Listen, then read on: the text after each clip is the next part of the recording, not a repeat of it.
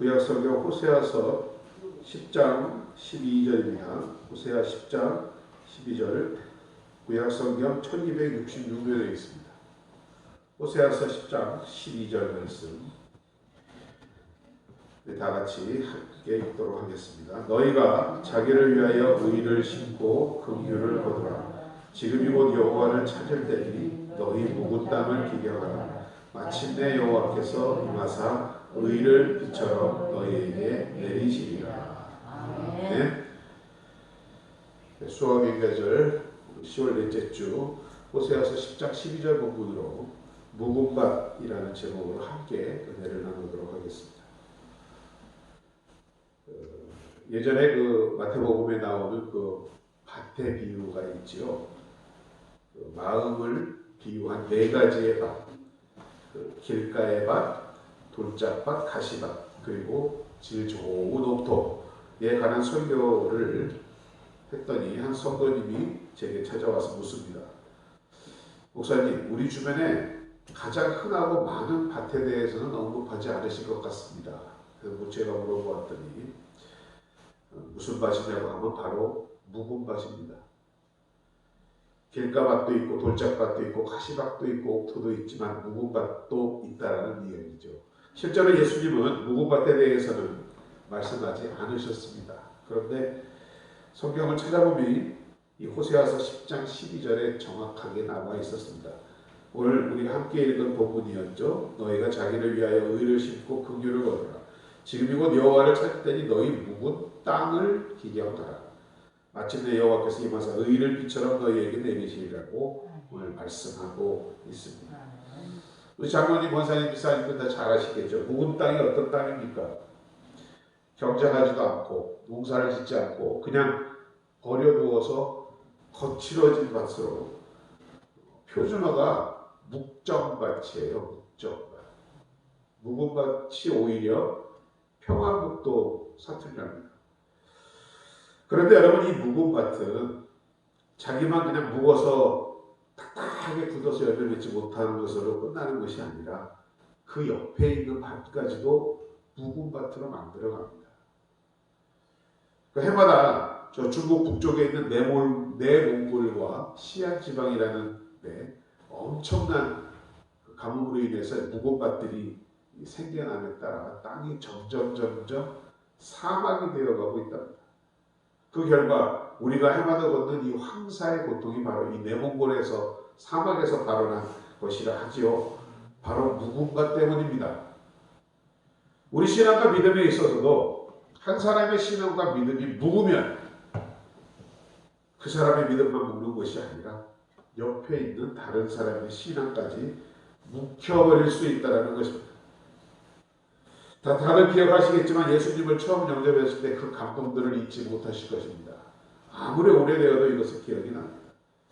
저도 그 기억이 있습니다. 그래서 성경을 한번 읽어봐야 되겠다 해서 그때 성경을 읽는데 밥 먹는 것이 귀찮을 정도였습니다. 창세기 읽고 기도하고 출애굽기 읽고 기도하고 그렇게 하나하나 성경을 읽어가면서 참 감사가 넘쳐나고 기쁨이 넘쳐났던 기억이 납니다. 너무나 기쁘고 찬송이 끊이질 않아서 만나는 누구 어떤 사람이든지 그 말씀을 전했고 그 기쁨을 알려주었습니다. 당시 제가 신촌에 있는 성경교회에 출석하고 있었는데 그 감격과 기쁨을 나누었더니 교회 오래 다니신 집사님과 점잖으신 장로님들께서 예수 처음 믿으면 다 그려. 다 그런 법이라는데 어떡합니까? 나 혼자 미천할 될 수도 없고. 그런데도 그 감격과 그 기쁨은 말할 수가 없어서 주변 사람들과 성경을 같이 읽기도 했습니다. 그 사람들에게도 똑같은 기쁨과 감격이 전해짐을 느낄 수 있었습니다. 원래 다 그런 법이야 라고 말씀하신 집사님과 장로들에게 가서 그 은혜가 제게 임한 것뿐만이 아니라 함께 그리고 꺼지지 않고 같이 은혜 속에 산다고 말씀드리니까 원래 젊은 사람들은 은혜 잘 받고 그래. 사실 그 말씀 듣고 저는 목사가 되지 않으려고 했었습니다. 교회는 다 그렇다는데 뭐 은혜가 그런 거라는데. 그런데 어쨌든 하나님이 멱살을 잡아서 이 자리까지 오게 하셨습니다. 여러분, 이렇듯 신앙의 모금밭들은 다 그런 법이야. 오래 그냥 교회에는 이런 축복이 그래서 없는 줄 알았습니다. 원래 그런 법이어가 바로 묵은 신앙이고 믿음입니다. 감동도 기쁨도 사라지고 마지못해 습관적으로 하지 않으면 혼날까봐 벌받을까봐 하는 믿음과 신앙이 바로 이런 묵은밭과 같은 것이라는 말입니다. 이 시간 우리 모두 저와 여러분 포함해서 그 첫사랑의 감동과 기쁨을 회복하고 싶지 않으십니까? 가능합니다, 지금. 그러면 우리의 신앙과 믿음이 묵은밭이 되어서는 안 된다는 것입니다. 우리의 신앙의 밭이 잘 갈리우고 영양분이 풍부해서 어떤 말씀의 씨가 떨어지든지 아름답고 기름진 열매가 맺는 그런 옥토가 되기 위해서 오늘 우리는 무엇을 해야 할까? 몇 가지로 나누어서 한번 우리 은혜 받고자 합니다. 첫째, 우리 신앙에는 목표가 있어야 합니다. 인생에도 목표가 있어야 헛된 인생을 살지 않는다고 하지요. 그만큼 목표라는 것은 지금 우리가 어디쯤에 있는지, 어디로 가야 할지를 알려주고 내게 부족한 것이 무엇인지를 깨닫게 하는 것이 바로 목표입니다.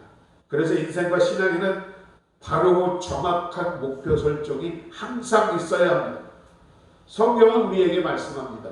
아들 되신 그리스도의 형상을 본받는 삶을 살라는 목표를 우리에게 주셨습니다. 예수 그리스도의 형상을 우리 안에 이루라는 것입니다. 날마다 예수님을 묵상하고 예수님이라고 과연 이때 어떻게 하셨을까?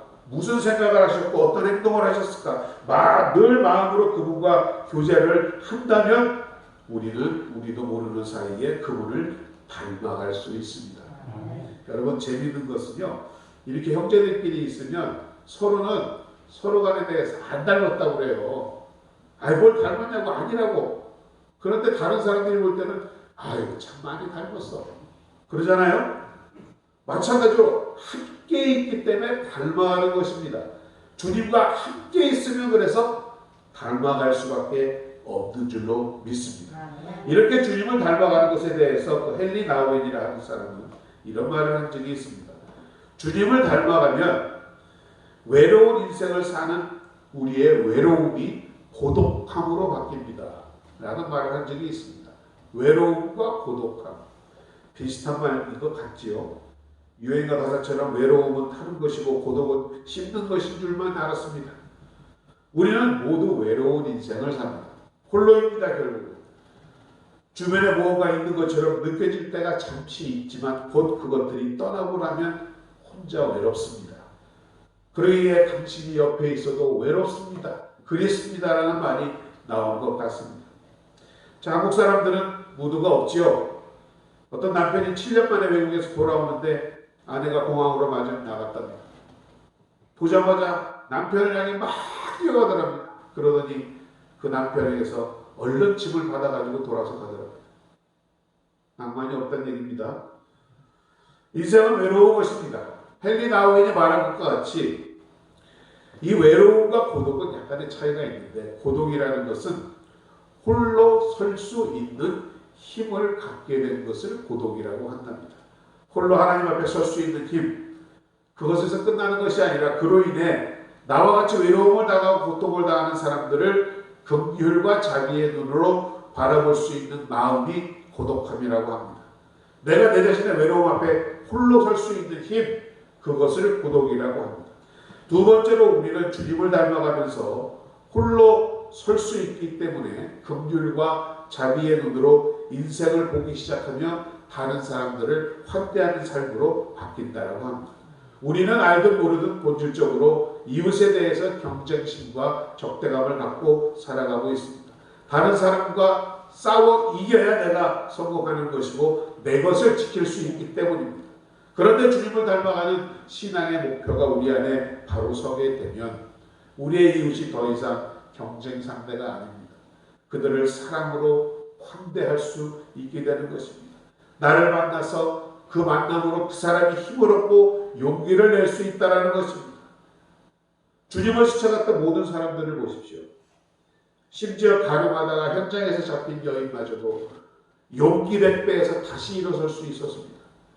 다른 사람에게 손가락질 받은 죄인이 주님을 만남으로 해서 새로운 인생을 살게 되었던 것이었습니다.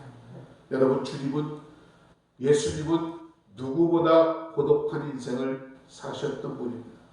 홀로 이 땅에 그 수많은 사람들을 긍휼과 자비의 눈으로 그러나 보셨습니다. 외로움을 넘어 고독으로 홀로 설 수 있으면 사람을 향하는 그 마음이 이와 같이 바뀐다는 것입니다. 세 번째로 주님을 닮아가는 인생이 되면 내 뜻이 아닌 주님의 뜻을 발견하기 위하여 기도할 수 있다라고 헬리나오에는 마지막으로 이야기합니다. 인생을 살면서 우리는 항상 걱정과 근심과 염려와 욕망에 붙잡혀 삽니다. 그랬던 인생이 나의 마음 가운데 주님을 닮고자 하는 목표가 생긴다면 하나님의 뜻을 묻는 기도 생활을 시작하는 것입니다. 하나님과 대화하는 인생이 됩니다. 내 야망이나 필요, 욕구에서가 아니라 하나님의 선하시고 기뻐하시고 온전하신 뜻을 위해서 그것을 찾아가며 사는 삶이 되어 간다라는 것입니다. 과연 이 자리에 여러분들은 외로운 인생이십니까? 아니면 홀로 설 수 있는 고독한 인생이십니까? 주변을 향하여 매일 긴장하고 미워하는 적대감을 갖고 사십니까? 아니면 주변 사람들이 여러분에게 와서 기대고 숨 쉴 수 있고 휴식을 얻을 수 있는 사람입니다. 모든 세상의 근심과 염려 걱정을 혼자 다 짊어지고 그 두려움 속에서 살아가고 있습니까? 아니면 내 모든 인생, 내 모든 문제를 주님 앞에 믿음으로 내려놓고 항상 기쁨으로 주님의 뜻을 구하며 살고 계십니다. 그리스도의 형상을 본받는다는 것, 이것은 모든 것을 다 설명할 수는 없겠지만 우리에게 아주 신앙에 있어서 중요한 목표임에는 분명하다고 생각합니다. 목표 설정이 잘 되어 있는 날을 항상 그래서 우리는 교회도 생각해야 합니다. 행사나 교회 여러 가지 일에 있어서 몇 가지 정해진 일만 잘하면 믿음이 좋다는 얘기를 들으므로 그것이 끝인 줄 아는 경우가 있습니다. 우리의 속사람이 어떻게 달라지는가에 대해서 우리는 관심을 갖지 않을 때가 있습니다. 의문과 율법과 관습에 매인 묵은 밭을 기경하여 생명과 자유함의 옥토가 되는 첫 번째 길이 바로 예수 그리스도를 닮아가고자 하는 목표를 우리 안에 가질 때 가능하다라는 것입니다. 둘째로 우리의 마음과 믿음이 묵은 밭이 되지 않고 옥토가 되기 위해서는 게으르지 말아야 합니다. 밭이 무거지는 이유는 게으름 때문입니다. 땅을 갈아야 할 때 갈지 않고 비가 와도 돌보지 않고 땅을 갈고 물을 주어 언제나 보들보들하고 기름진 옥토가 되도록 애쓰지 않는 것이 게으름입니다. 주신 은사와 환경 축복을 그저 땅에 묻어두고 그저 삽니다. 주변을 향해서 나만을 위해서만 사용하고 있습니다. 성경은 그런 인생을 향해서 악하고 게으르다라고 마태복음 25장에서 말씀하셨죠.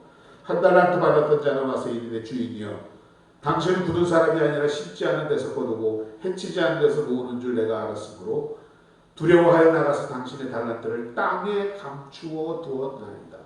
보소서 당신의 것을 가지셨나이다. 그 주인이 대답하고 이르되 악하고 게으른 종아. 여러분, 악하고 게으른 종이란 결국 주인의 뜻과 의도에는 전혀 신경 쓰지 않고 그저 자기 알 일에만 심취하여 결국 보세요. 주인에게 해가 되고 무익한 종이 되었던 것입니다. 주님께서 여러분에게 주신 그 귀한 것들 어떻게 최선을 다할 것인가 항상 날마다 그것에 대해서 생각하는 우리가 되어야 할 줄로 믿습니다. 세 번째 옥토가 되기 위한 것은 그 땅의 균형입니다. 뿌리기만 하면 3배, 4배 수확량이 늘어나는 화학 비료가 나오기 시작하자 유기질 비료만 쓰던 한국의 농부들이 이제는 손쉬운 화학 비료로 농사를 짓기 시작했답니다. 요소나 질소 비료를 주어서 농사를 지었다라고 하죠. 그러자 다리와 인산의 부족으로 뿌리는 내리지 못한 채 죽어가기 시작했다라고 합니다. 그 땅에는 영양분의 균형이 깨진 것입니다. 물과 햇빛과 질소와 인산과 가리, 이 5가지가 항상 고르게 있어야 하는데 얼른 열매를 맺게 하려고 화학 비료를 주다 보니 땅이 그저 무거져 버렸던 것입니다. 반대로 옥토에도 비료를 주지 않으면 처음에는 열매를 맺는 듯 싶지만 나중에는 그 수확이 점점 줄어들 것을 우리는 알 수 있습니다.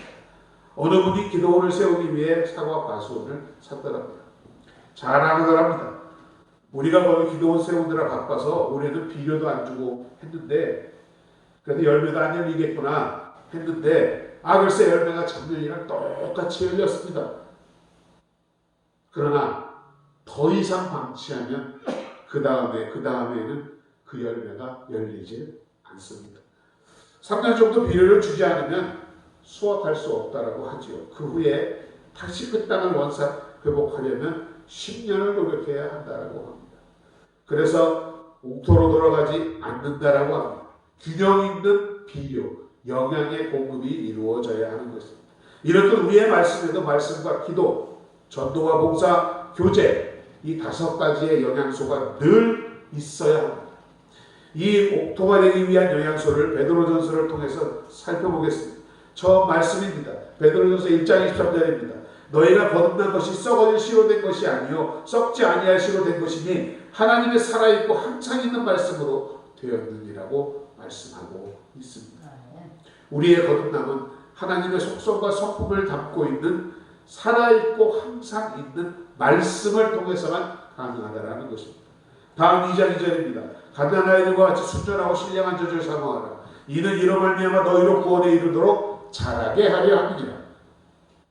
간태하는 어린아이가 엄마의 젖을 갈구하듯이 영적으로 거듭난 자들이 성장하기 위하여는 필연적으로 말씀을 갈망해야 함을 말씀하고 있습니다. 곧 신령한 젖이 우리의 영양소가 되어야 한다는 것입니다. 그 말씀이 여러분에게 날마다 주어지고 있는지를 살펴보아야 합니다. 두 번째로 기도입니다. 베드로전서 4장 7절에서 만물이 마지막이 가까웠으니 그러므로 너희는 정신을 차리고 근신하여 기도하라고 합니다. 만물의 마지막이 가까운 이때에 깨어 기도하라고 합니다. 정신을 차리다라는 것은 침착한 마음을 의미하고 근신한다는 것은 환경에 따라 요동하는 것이 아니라 오직 마음의 중심을 잡고 있는 것을 말합니다. 마지막에 가까울수록 우리는 오직 그리스도만을 바라보며 흔들리지 않고 기도할 뿐만 아니라 무절제한 생활을 버리고 깨어 있어야만 기도할 수 있는 것입니다. 잠자고 있는지 깨어 있는지 기도하는지 그렇지 않은지를 살펴보시는 여러분 되시기 바랍니다. 세 번째로 전도입니다. 너희 마음에 그리스도를 주로 삼아 거룩하게 하고 너희 속에 있는 소망에 관한 이유를 묻는 자들에게 대답할 것을 항상 예비하고 온유와 두려움으로 하라고 베드로전서 3장 15절에서 말씀합니다. 우리가 예수 믿는 것에 대한 이유를 묻는 사람에게 항상 대답할 수 있을 것을 준비하라는 것입니다. 네 번째로 봉사입니다. 각각 은사 받은 대로 하나님의 각양 은혜를 맡은 선한 청지기같이 서로 봉사하라. 베드로전서 4장 10절의 말씀입니다. 우리에게 주신 모든 은사와 은혜는 여러분 내 것이 아닙니다. 섬기기 위한 것인 줄로 믿습니다. 나를 위해서만 쓰는 것이 아닙니다. 쌓아두는 것이 아닙니다. 묻어두는 것이 아닙니다. 하나님께서 여러분께 주신 재능과 은혜와 능력을 다른 사람과 함께 사용하고 예수님을 위하여 사용해야 한다라는 것입니다. 한국교회가 사회로부터 질신을 받고 손가락질 당하는 이유가 우리에게 주신 은혜를 우리만을 위하여 썼기 때문입니다. 한국교회의 어려움이 여기서부터 시작이 되었던 것입니다. 은혜 받은 사람들이 그 은혜와 축복을 자신만을 쓸 때는요 반드시 교만해집니다. 다섯 번째는 교제입니다. 무엇보다 서로 열심으로 사랑할지니 사랑은 허대한 죄를 덮느니라. 서로 대접하기를 원망 없이 하라고 베드로전서 4장 8절과 9절은 말씀하고 있습니다. 우리는 살아가면서 누구나 누구에게 부족한 존재입니다. 완전한 사람은 없습니다. 서로 사랑하고 깊이 교제하면서 서로의 잘못들을, 부족한 것들을 채워주어야 합니다. 이것이 교회를 통한 아름다운 교제인 줄로 믿습니다. 이러한 교제를 통해 우리는 하나님의 거룩한 영혼을 이 땅에서 누리는 축복을 이 교회 안에서 맛볼 수 있는 것입니다. 형제가 연합하여 동거하며 어찌 그리 선하고 아름다운 머리에 있는 보배로운 기름이 수염 아론의 수염에 흘러서 그 옷깃까지 내림 같고 헐몬에 있으니 시온 산들의 내림 같도다라고 시편 133편을 많은 말씀하고 있습니다. 믿음 안에서 형제가 아름답게 서로 사랑으로 교제하는 것, 영생의 이 땅의 모습이라고 말씀할 수 있습니다. 이것을 주님은 기뻐하실 줄로 믿습니다. 이와 같은 5가지는 계속해서 이루어져야 합니다. 많은 교회들이 교회를 신축하거나 재건축할 때 보면 한동안 모든 예산을 그 교회를 건축하는 데만 집중적으로 편성합니다. 여러분, 그런데 재밌는 것은 그러할 때에 성도들의 마음이 피폐해지고 교회에 문제가 생기기 시작한다는 것. 많은 교회들이 훌륭하게 교회를 지어놓고 분열되고 갈라지는 것을 보십시오. 마음이 바로 묵은밭이 되어 황폐해진 결과이기 때문입니다. 한 교회가 예배당을 건축할 때 얘기했답니다. 당시 책임자로 계셨던 장로님께서 교회 재정이 부족하니 우리가 선교비로 쓰는 것을 좀 아끼고 그것을 좀 빌리자라고 했더랍니다. 그 담임 목사님은 단호하게 안 됩니다. 선교비는 어느 누구도 손을 댈 수가 없습니다. 하고 그 장로님을 꾸중하였다 합니다. 근데 한참 후에 그 장로님께서 결국 오시더니 제가 평생 세상을 살면서 이렇게 무한당하고 꾸중 들은 적은 없지만 그때 목사님 말씀이 참으로 옳았습니다. 라고 말을 하더랍니다. 교육관이 지어질 때도 교육과 구제가 장학과 선교가 항상 끊어져서는 안 되는 것입니다. 그것을 주님은 기뻐하신다는 말씀입니다. 그것이 어떻게 가능하냐고요? 주님이 어떤 분인지 알면 가능합니다. 나의 하나님이 그리스도 예수 안에서 영광 가운데 그 풍성한 대로 너희 모든 쓸 것을 채우시리라. 빌립보서 4장 19절의 말씀이죠. 하나님의 풍성함에서 우리의 모든 필요한 것을 채워주실 거라는 말씀이 있기 때문입니다. 우리 안에서 역사하시는 능력대로 우리의 온갖 구하는 것이나 생각하는 것에 더 넘치도록 하실 이에게 교회 안에서와 그리스도 예수 안에서 영광이 대대로 영원무궁하기를 원하노라고 에베소서 3장 20절 이하에서는 말씀하고 있습니다. 구하는 것을 넘치게 해주신다 했는데 내가 구하는 것과 생각하는 것을 더 넘치도록 주신다라고 하셨습니다. 저는 우리 교회와 성도가 그 가정과 산업을 향하신 하나님의 축복의 손길이 이 말씀대로 이루어지기를 간절히 바라고 있습니다. 말씀을 마칩니다. 오늘 본문은 말씀합니다. 너희 묵은 땅을 기경하라. 하나님을 위해 심기는커녕 오직 오히려 죄악 가운데 방치해 두었던 마음을 갈아 엎음으로 새롭게 변화라는 말씀입니다. 우리의 마음은 아담 때부터 범죄하여 내려온 마음이니 여러 천년 동안 묵어 굳어지고 가시덤불이 가득한 땅과 같습니다.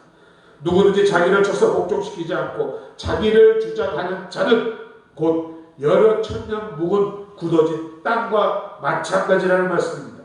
그러므로 이러한 묵은 땅을 마땅히 갈고 부드럽게 만들어서 하나님의 은혜가 늘 끊이지 않는 그러한 마음의 믿음의 밭이 되어야 할 줄 믿습니다.